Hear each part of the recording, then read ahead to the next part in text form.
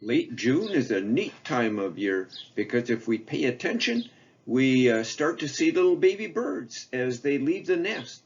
This is a young Downy Woodpecker right here, and this little guy is going to be a male when he grows up. Notice he has a red crown on the top of his head. That red spot is going to move to the back of his head when he becomes an adult. Of course, the female Downy woodpeckers in both the juvenile and the adult stage don't have any red on their head at all. But be on the lookout for other little baby birds now coming out too. And if you've got a bird feeder with some suet in your yard at home, you should be starting to see these little Downy woodpeckers show up. They're a little clumsy around the bird feeder. If you're watching them there, they aren't quite sure exactly how to jump on that suet cage or whatever, but they're kind of fun to watch. So again, be looking for other little baby birds around your house now in late June and early July too. We're at the peak of the flight season for the coral hairstreak butterfly right now here in northeast Iowa.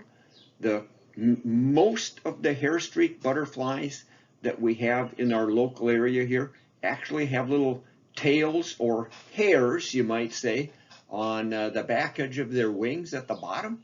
But the coral hairstreak breaks that mold. So they can be a little tricky to identify because you don't really think they're a hairstreak. But luckily they've got all of those beautiful kind of coral red spots on the back edge of their wings, as you can see right there, which give us a good clue to the identity of this coral hairstreak. By the way, this is a male. If you look at the top part of its wings right there, they kind of come to a point and the wings are kind of triangular shaped. If we were looking at a female coral hairstreak, her wings would be rounded at the top. By the way, the host plant for the coral hairstreak caterpillars would be chokecherry or wild plum leaves. This one was found on Chippewa Prairie, which is a perfect place for the coral hairstreak to live. By the way, if you're out at Chippewa Prairie looking for coral hairstreaks, you may come across this eight-spotted forester moth.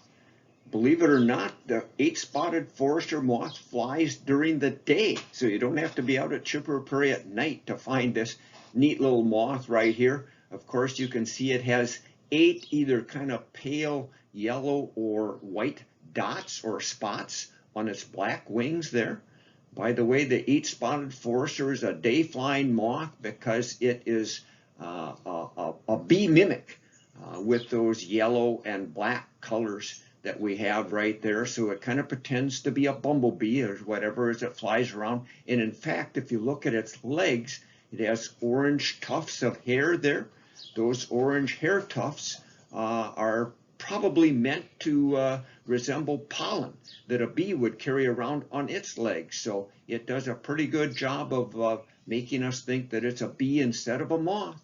But the caterpillars, by the way, of the eight-spotted forester moth will be eating either the leaves of wild grapevines or Virginia creeper vines. So that is the type of habitat, you might say, where you might look for the eight-spotted forester moth.